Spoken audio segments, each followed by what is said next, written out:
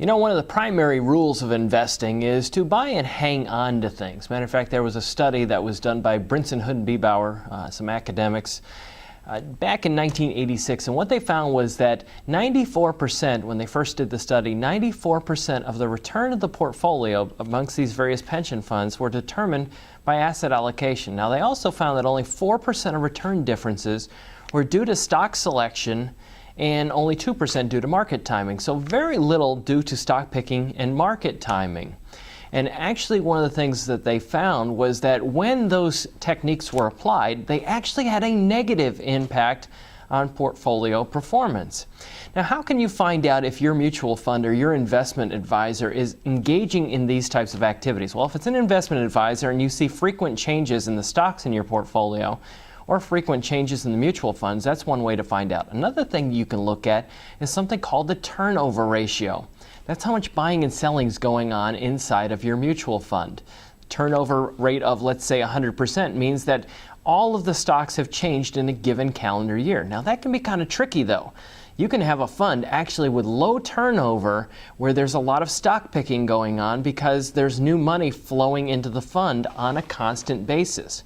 Another way to find out what's actually going on is to read the prospectus. Not something that a lot of people like to do, but it's a really great exercise to find out what's really going on inside of your mutual fund.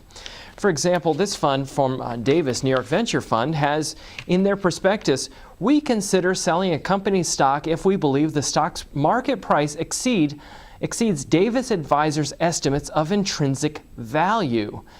Now, basically what they're saying there is that they believe they can find mispricings in the stocks, and they can get rid of stocks that are overpriced, and they can buy stocks that are underpriced to make more money for their investors.